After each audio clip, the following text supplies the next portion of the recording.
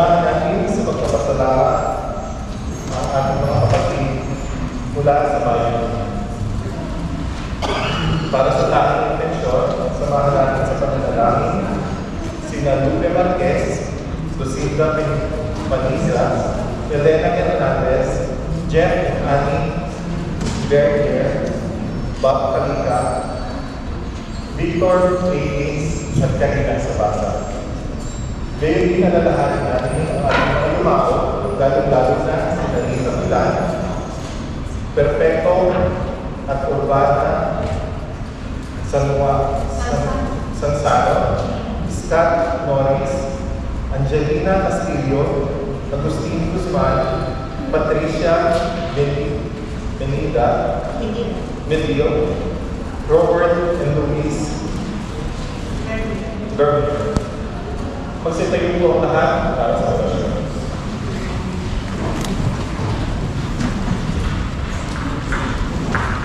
Dinati ng anghel ng Panginoon si Maria. Narito ang alipin ng Panginoon. At ang Verbo ay nagkatawang tao. Aba, Ginoong Maria, napupuno ka ng grasya. Ang Panginoong Diyos ay sumasa iyo. Bukod kang pinagpala sa babaeng lahat, at pinagpala naman ang iyong anak na si Jesus.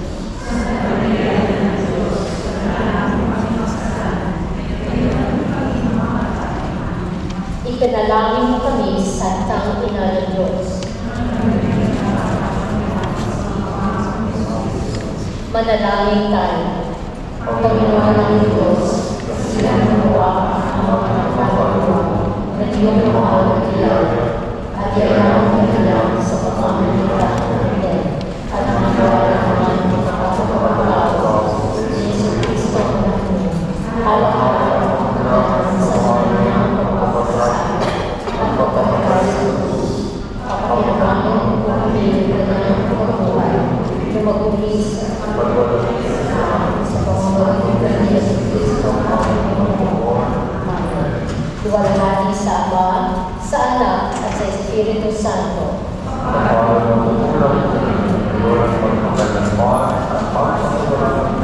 Amen. Samahan po natin ang koro para sa pagbungad na awit.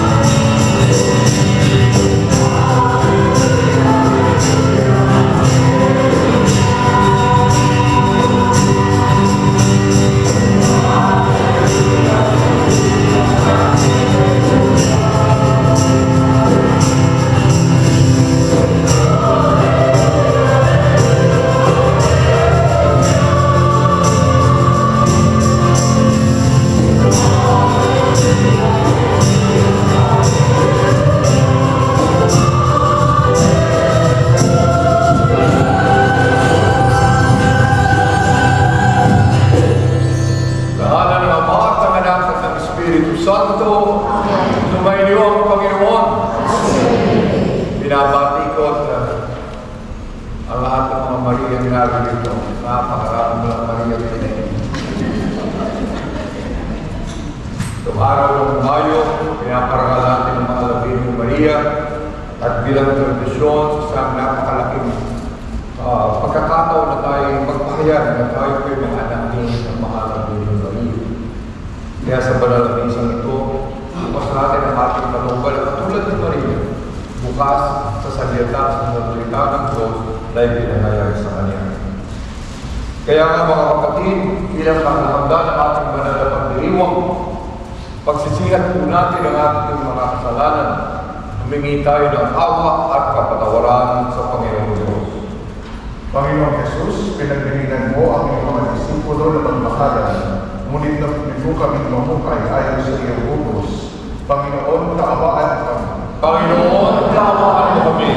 Panginoong Jesus, itinuro mo sa iyong mga disipulo na ang pag-ibig sa magkakapatid ay dapat na aming natatanging tanda, ngunit madalas namin sinasaktan ang aming kapwa. Kristo, kaawaan mo kami. Kristo, kaawaan mo kami. Panginoong Jesus, ang pag-ibig sa ating kapwa at magiging mapagpasyang suliranin sa huling paghuhukom. Ngunit madalas namin hindi pinansin ang iyong paalaala. Panginoon, kaawaan mo kami. Panginoon, kaawaan mo kami. Kaawaan tayo ng makapangyarihang Diyos, patawarin tayo sa ating mga kasalanan, at patnubayan tayo sa buhay na walang hanggan. Amen.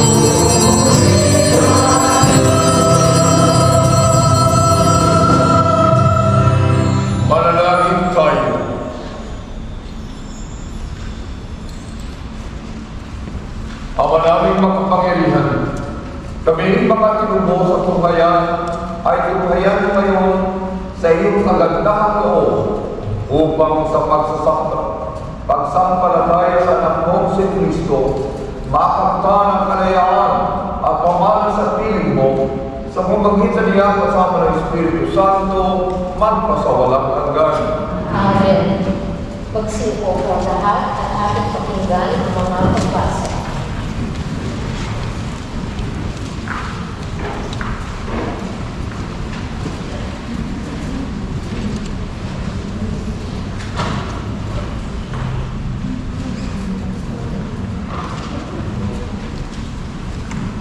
Pagpapakayaw nila sa mga gawa ng mga apostol.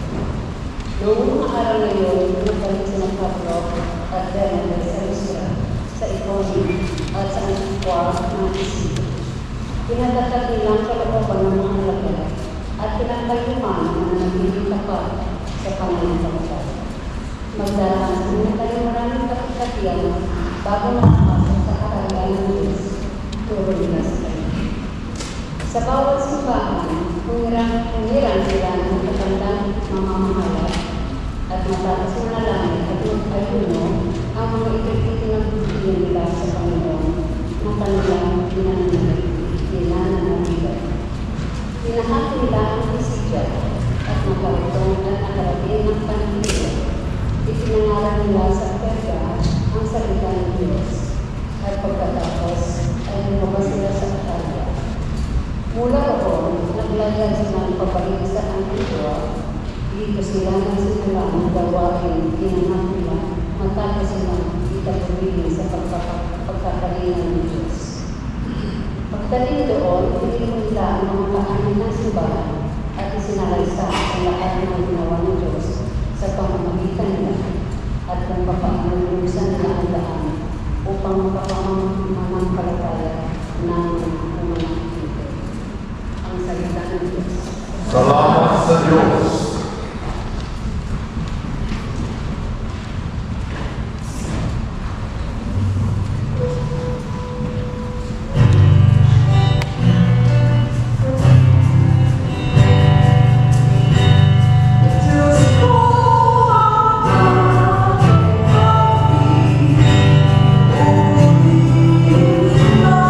Oh,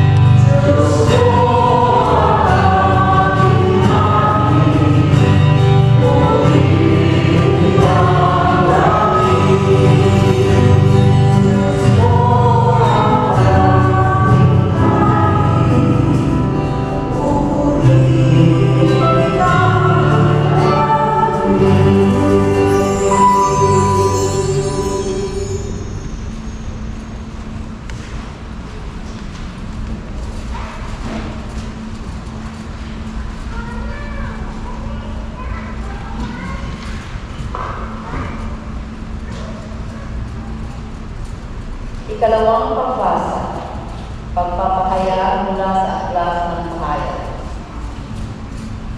Akong si Juan ay nakakita ng isang bagong langit at isang bagong lupa. Wala na ang dating langit at lupa. Wala na rin ang dagat. At nakita ko ang banal na lungsod, ang bagong Jerusalem. Bumababang galing sa langit, buhat sa Diyos. Gaya ng babaeng kakasal, gayak na gayak sa pagsalubong sa lalaking mapangasawa niya. Narinig ko ang isang malakas na tinig mula sa trono. Ngayon, ang tadhana ng Diyos ay nasa piling ng mga tao. Mananahan siya kasama nila at sila ay magiging bayan nila. Makakapiling nila ng palagyan ng Diyos at siya ang magiging Diyos nila. At papahirin niya ang kanilang mga lupa. Wala nang kamatayan, dalamanghati, pag-iyak at sakit sapagkat lumipas na ang dating mga patay. Pagkatapos ay sinabi ng nakaupo sa trono, ngayon, binabago ko ang lahat ng bagay, ang salita ng Diyos. Salamat sa Diyos.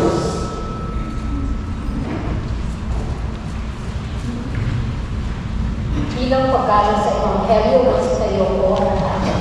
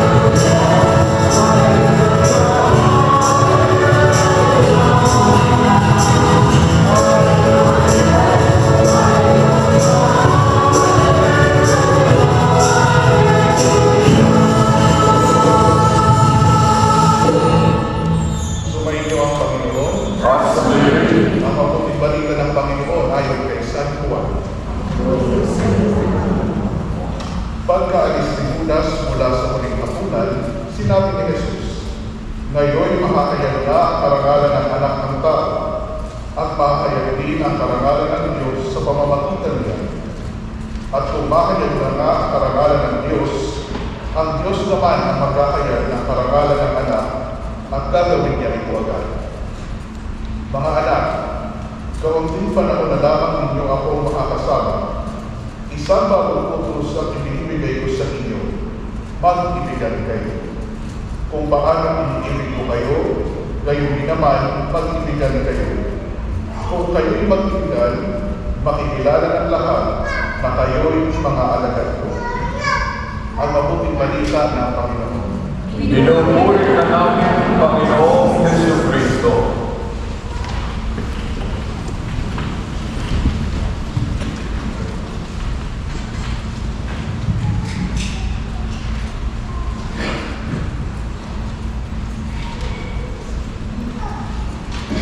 Isang bagong utos ang ibinibigay ko sa inyo, Mag-ibigan kayo kung paano inibig ko kayo. Gayun din naman, mag-ibigan kayo. Kung kayo'y mag-ibigan, makikilala ng lahat na kayo'y mga alagad ko. Mga kapatid, itong mabuting balita na ating narinig. Isang napakahalaga, so important for all of us really to handle. Because through this commandment of God, the command to love, everything will become new in our lives. I make all things new, says the Lord. And this can only happen when each one of us will live the command of Jesus to love one another. And this is how we are known to become disciples of our Lord Jesus Christ. Naalaala ko po ang istorya tungkol sa isang pari. Yung pong pari yun ay nagbibigay ng isang seminar, series of seminar tungkol po sa sakramento ng kasal. At pagkatapos po ng matatapos ng seminar, yung pari po ay nagbigay ng krus sa bawat couple. Bawat couple binigyan ng krus sa kahoy na krus. At ang kanyang instruction sa kanila ilagay ito, ang krus na ito ilagay sa room. Kung kung saan palagi kayo nagka-away.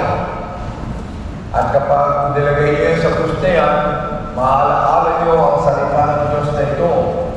At harinawa, ang inyong pag-aaway ay mawala. Hindi na kayo mag-away. Yun ang instruction ng pari. Matatapos na yung seminar. Maya-maya yun isang babae yung mga sa pari, Padre, please. Ang kailangan ko po yung limang krus ang kailangan sapagkat sa bawat bahagi ng kanyang tahanan, sila ay nag-aaway. The command of God is to love one another. It is not an invitation for us to follow. It is not even an option for us. Hindi ito isang will ng ating Panginoon, my desire. No. This is my command. Love one another as I love you. Brothers and sisters, sa pamagitan ng mga salita ng ating Panginoon Jesus, sana ang ating buhay ay magkaroon ng pagbabago. Sapagkat sa pamagitan ng salita ito, things will become new in our lives. Even in marriage, even in friendship, even in a community like this. When love reigns, when the love of God reigns, everything will become different. That's why the Lord's desire is that we may love one another. Hindi sa pamamagitan ng sapagkat ito'y utos ng gobyerno, utos ng bawat isa sa atin. We have to love one another as Jesus has loved us. We have to hunger and really reflect how Jesus loves you. Isipin mo natin, paano ipinakayaan ng Panginoon Diyos ang pagmamahal sa inyo? Let's ponder on this. Sapagkat magkakaroon po lamang tayo ng lakas na loob na magmahal sa isang tao hindi dapat mahalin kung nararanasan natin, kinikilala natin ang pagmamahal ng Diyos sa atin. Tayo po lahat ay takot na takot na magmahal. Sapagkat whenever you love, you break through your limit.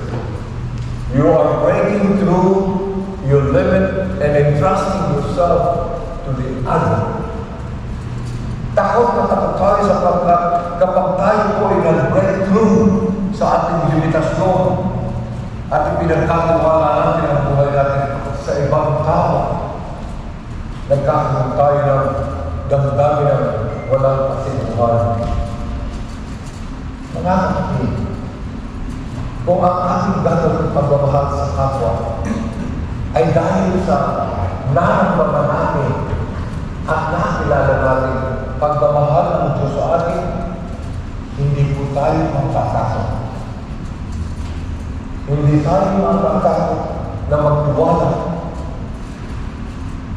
na lumabas sa ating area of confidence, magtiwala sa tao. Pagkat naniniwala tayo kung ang pagmamahal ng Diyos ang ibinabahagi natin, hindi po tayo nawawalan. Isa pang dahilan kung bakit tayo takot na magbigay ng ating sarili sa kapwa sapagkat natatakot tayo mawalan. We are afraid to lose. But when we give ourselves because of the love of God that we experience in our life, there is nothing lost. There is really nothing lost. I can still share to you the true story about myself and my brother when I was about to lose my kidney. And you know my brother gave me his kidney. And nung kami po namin na nakatapos sa ilang panahon, tinanong ko sa kanya, hindi pa ba nagtakot? Ibigay yung kidney mo sa akin. At ikiwawa. Sabi niya hindi daw.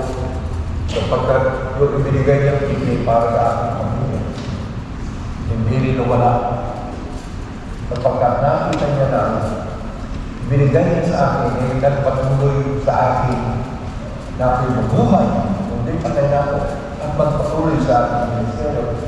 Precisely the point. When we give ourselves to someone that we love, that we care, we do not lose anything, but rather we build on something. We extend ourselves to others.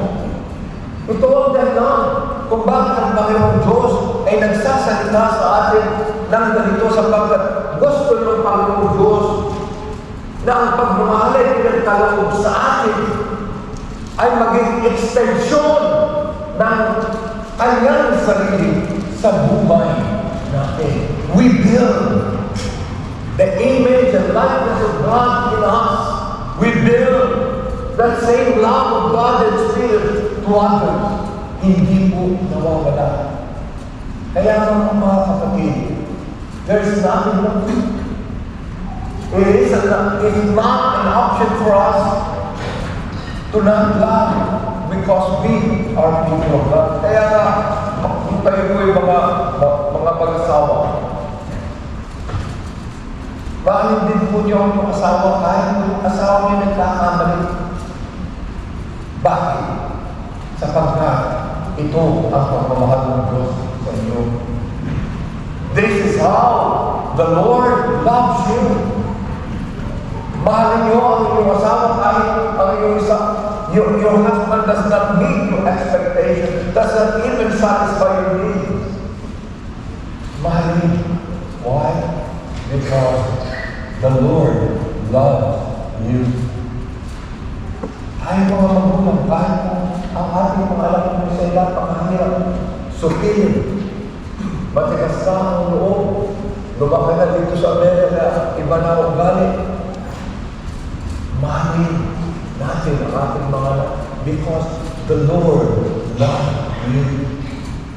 Brothers and sisters, ang Panginoong Diyos ay nagsasalita po sa atin upang nakita natin na isa tayo sa malaking maitutulong upang ang ating kapaligiran ay magkaroon ng tunay na pagbabago, maging bago. I make all things new, says the Lord. And this new can only happen when you love one another as the Lord loves us. Kaya nga, nakita natin ang isang malaking tradisyon natin. Sa laki ng ating paggalang sa mga labirin, ang walang bayang pinagkakaroon natin sa Kanya. Tayo po'y nag-release ng ano-ano para lang pahayag sa Kanya ang ating paggalang, ang ating pagbibigay ng damal sa posisyon ng mga labiring Maria sa hukay ng ating pananampalataya. We do this to show, but knowing what the gospel, lalong naniniwala ang ating mahal na bilang sa atin kung sa inyong pagsusuot ng kanyang damit ay susuotin din po niya natin ang damdamin ng mahal na bilang na handang magmahal ng walang kondisyon, handang magmahal kahit masakit ang kapaligid, handang magmahal kapagka ang Panginoong Diyos ay nagmahal muna sa atin. Amen.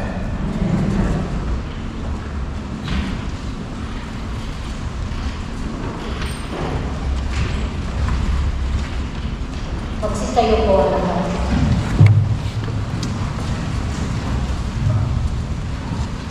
Sabay-sabay natin darasalin ang panalangin po na sumasampalataya. Sumasampalataya ko sa mga makapangyarihan sa lahat na may gawa ng langit at lupa. Sumasampalataya ko kay Jesus Cristo, isang anak ng Diyos, Panginoon natin lahat.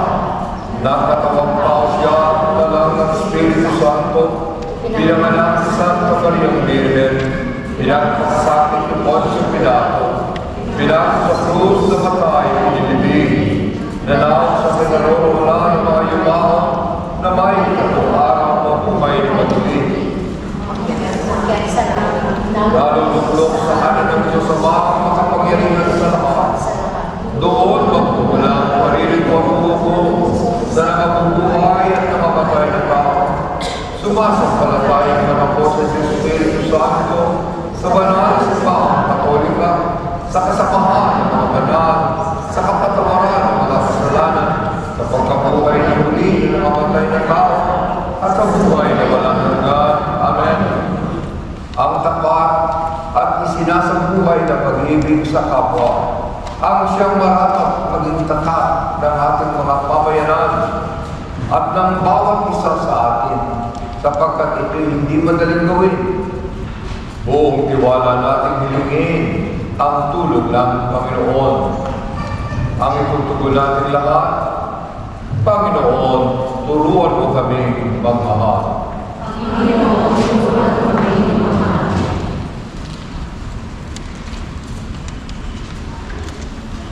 Naway patuloy ay taguyod ng simbahan ang pagmamahal ng Kristo sa lahat.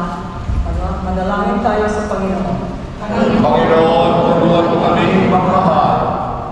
Naway mabigyan ng inspirasyon tayo ng Santo Papa at ng lahat ng pinuno ng simbahan na mamuhay ng aayon sa turo ni Kristo. Manalangin tayo sa Panginoon. Panginoon, turuan mo kami magmahal. Naway ang ating mga pamayanan ng Kristiyano ay malagpasan ng mga naninibago at sa loobin ng kawalang malasakit, pagkamakasarili at iwan ng pag-iiganti. Manalangin tayo sa Panginoon. Panginoon, turuan mo kami magmahal. Naway ang tao natin ang mga nagkasala sa atin at hindi magtanim ng sama ng loob at maghanap ng pag-iiganti. Manalangin tayo sa Panginoon. Panginoon, turuan mo kami magmahal. Naway hindi tayo magpapis sa pagpakita ng pagmamalasakit sa ating kapwa, lalo na sa mga may sakit, may hirap, at mga nasa laylayan ng Panginoon. Manalangin tayo sa Panginoon. Panginoon, turuan mo kami magmahal. Para sa ating lahat, upang sa mamagitan ng paggawa, ang bawat isa ay makapagkamit ng tunay na tagumpay, at bawat pamilya ay nagtatulog sa ganang at ang himpunan ay lumamang sa diwa ng tunay o pagkatawa ayon sa kalooban ng Diyos, manalangin tayo sa Panginoon. Panginoon, turuan mo kami magmahal. Para sa mga tagapagtayuyan ng misang ito, at at sa bawat kondisyon at intensyon na nakatala sa lakwa ng panalangin. Manalangin tayo sa Panginoon. Panginoon, tulungan mo kami magmamahal. Panginoon sa Kristo, gawin mo kaming maawain, bukas palad, at mapagpatawad. At sa gayon tumulan sa iyong anak na isinilang na buhay at namatay dahil sa pag-ibig sa amin. At ngayon patuloy na nagmamahal at nagmamalasakit magpakailanman. Amen. Magsipo po lahat para sa pag-aaral.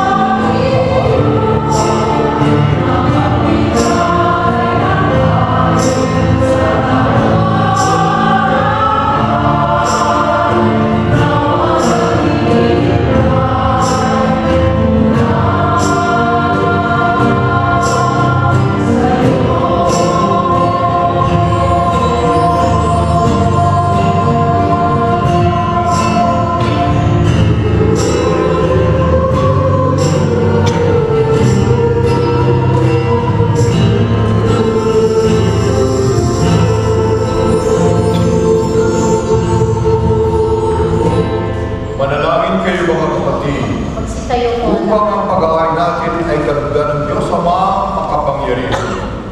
Nagamitawan ng Panginoon ng panghalan sa iyong mga kamay, sa kapurihan niya at karamalan, sa aking kapakinabangan at sa buong sambayanan ng banal. Ama namin lumikha, sa paghahain ng banal na pagpapagitan ng iyong kaloob, ang aming alay, kami pinapagsama mo sa iyong buhay na namumukod tangi at walang kapantay.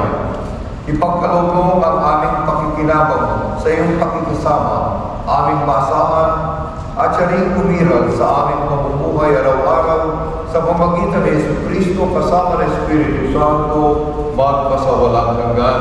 Amen. Sumainyo ang Panginoon. At sumayin rin, Itaas sa Diyos ang inyong puso at diwa. itinaas na ang Panginoon. Pasalamatan natin ang Panginoong ating Diyos. Marapat na siya ang pasalamatan. Ama naming makapangyarihan, tunay ng marapat na ikaw ay aming pasalamatan ngayong pinagdiriwang ang paghahain ng Mesiyas, ang mahamong tupa na tumubos sa aming lahat sa paghahain ng sariling buhay at sa pagkabuhay na ng pumahan. Nabuksan ka na ang iyong tahanan at kaming pinag-aarian mo'y naging kasambahay sa pagkabatay niya sa krus na lumig ang kamatayan. Sa kanyang pagkabuhay, naging buhay siya ng kanan. Kaya kaysa ng mga anghel na nagsisiamit ng papuri sa iyo, nang walang humpay sa kalangitan, kami nagbubunyi sa iyong kadakilaan.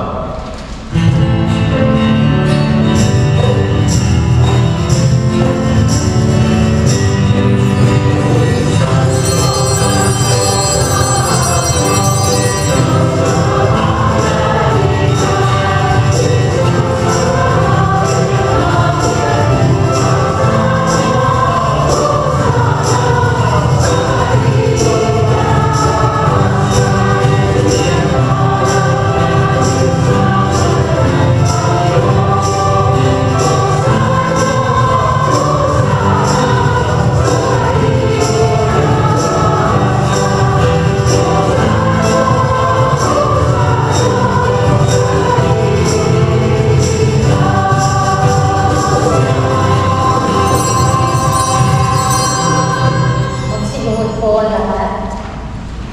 Ama naming banal, ikaw ang banal ng tanang kabanalan.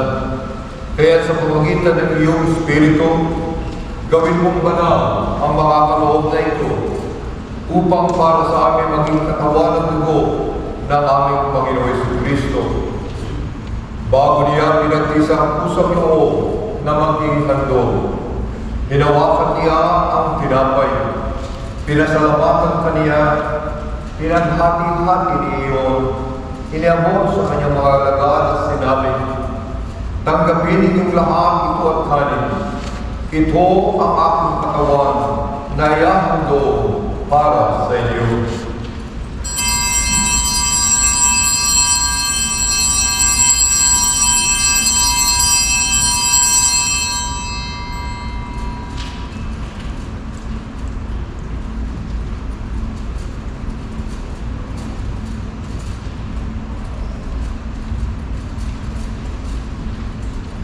Gayun din naman, nung matapos ang hapunan, hinawakan niya ang kalis.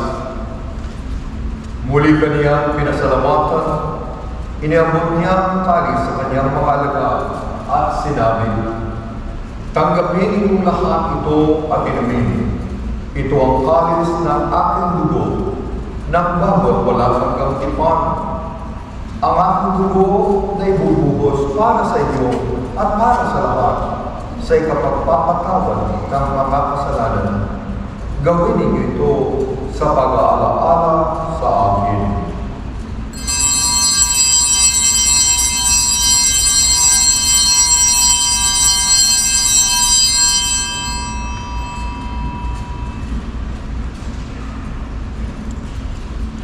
Ipagbunyi natin ngayon ang misteryo ng ating pananampalataya.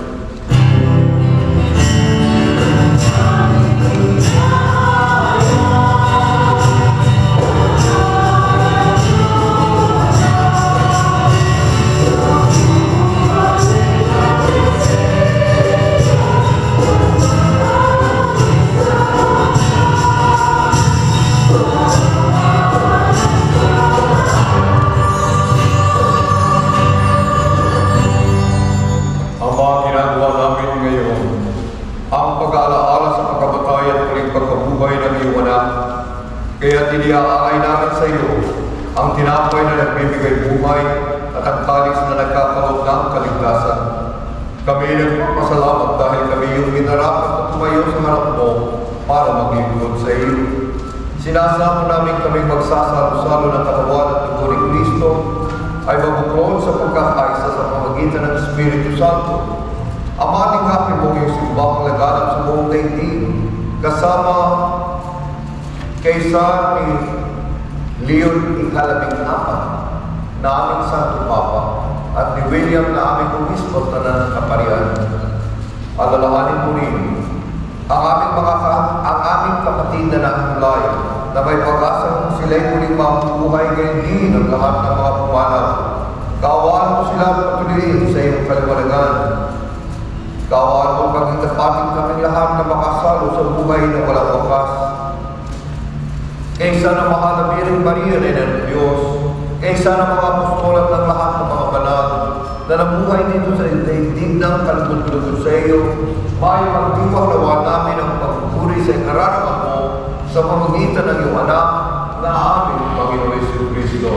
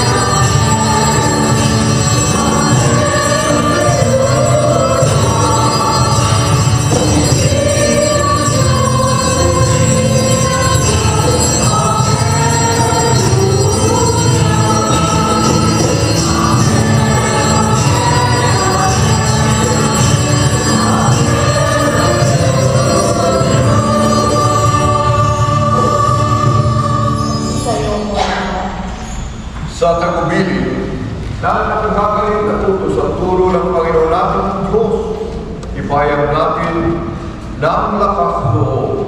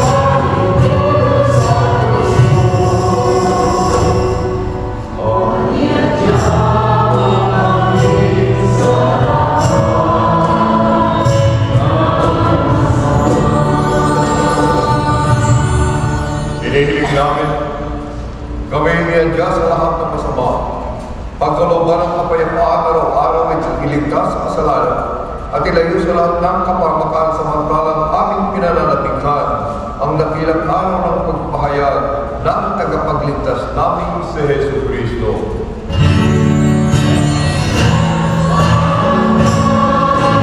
Sa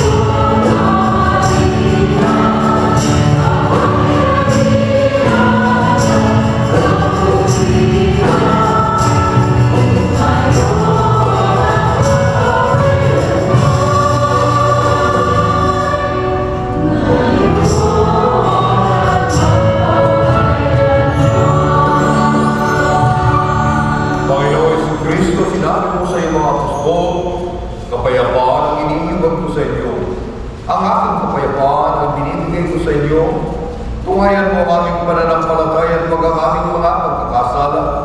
Pagkalooban mo kami ng kapayapaan at pagkakaisa ayon sa iyong kalooban, kasama ng Espiritu Santo, magpasawalang hanggan. Amen. Ang kapayapaan ng Panginoon ay lagi sumainyo. At sumainyo din. Bigayan kayo ng kapayapaan sa isa't isa.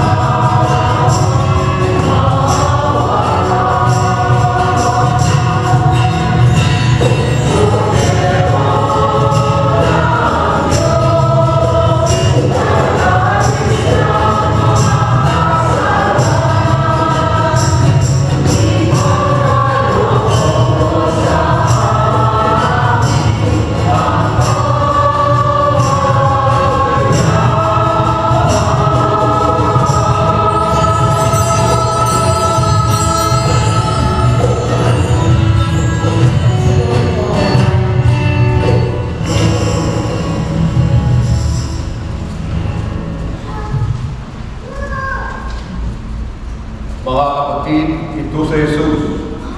Ito ang kordero ng Diyos na nag-aalis ng mga kasalanan ng sanlibutan. Mapalad ang mga inanyayakan sa kanyang piging. Panginoon, hindi ako matatanggap na magpatuloy sa iyo.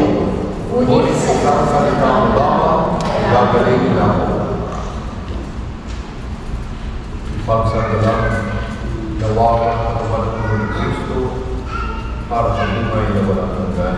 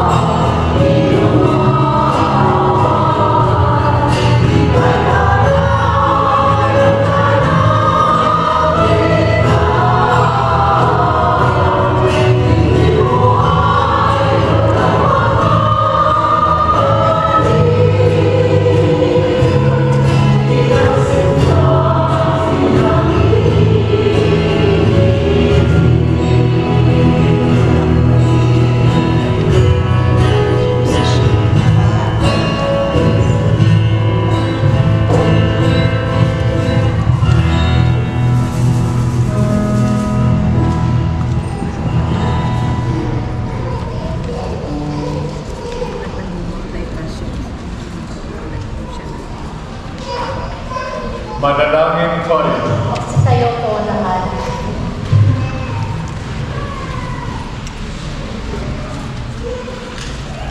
Ama namin mapagmahal, manatiling kang tabi na iyong sambayanan na ngayon pinapakinabang mo sa iyong sariling buhay.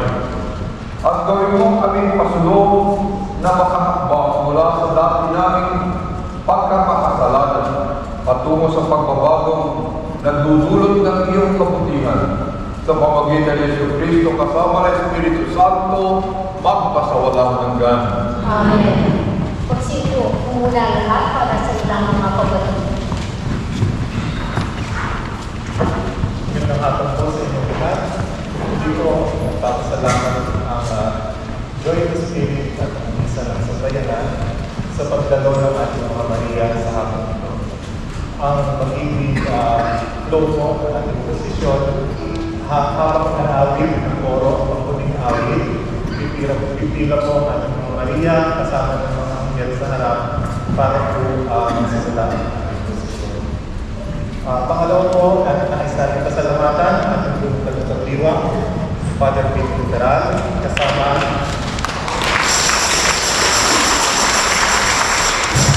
Baby ng ating siguro po ito muli, Deacon June Gomil, dahil sa susunod na pagkakataon. Baby po, magpapasalamat tayo sa bayanihan sa pag-sponsor ng ating misa sa buwan ito. Salamat sa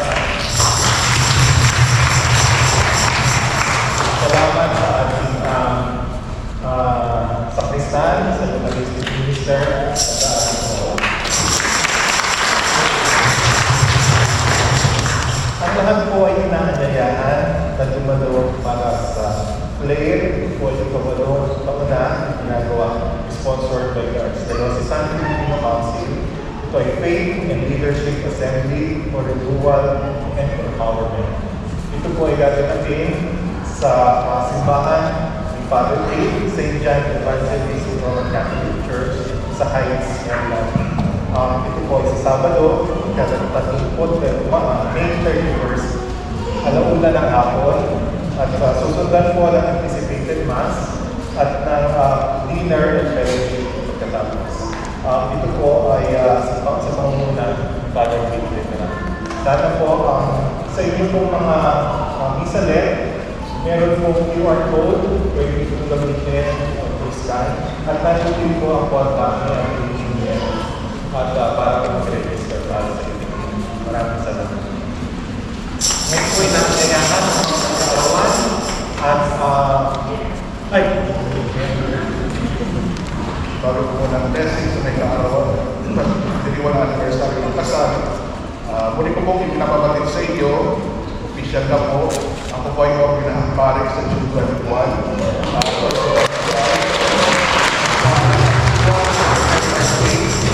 So kayo po ay official po pinigitahan, ito po ay open to the public.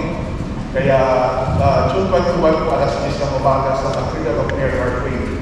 At ang ating first Mass of Thanksgiving po ay gagawin sa St. Francis Church, Old Columbia Road, Fulton, Maryland. Kung po ay malapit sa Clarksville kasi nung po ako nasa ng pastoral dito.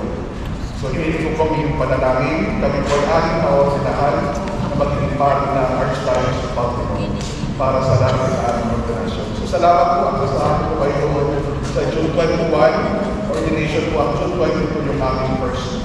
Salamat.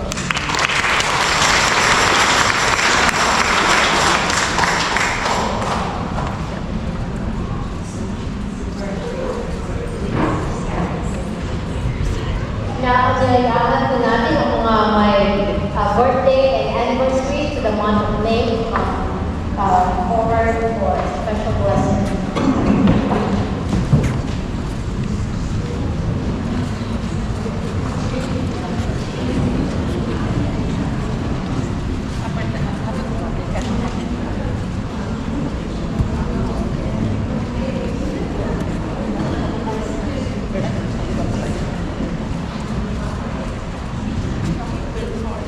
Sama-sama po natin ipagdasal ang ating mga kapatid na nagdiriwag ang kanilang kaarawan at anibersaryo ng kasal.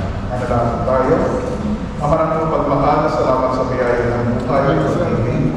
Basbasan mo ang aming mga kapatid na nagdiriwang ng kanilang kaarawan at anibersaryo ng kasal.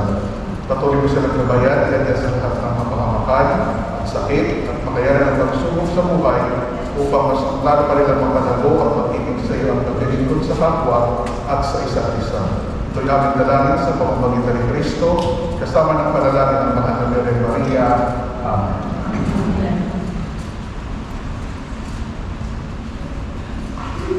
Po, happy birthday.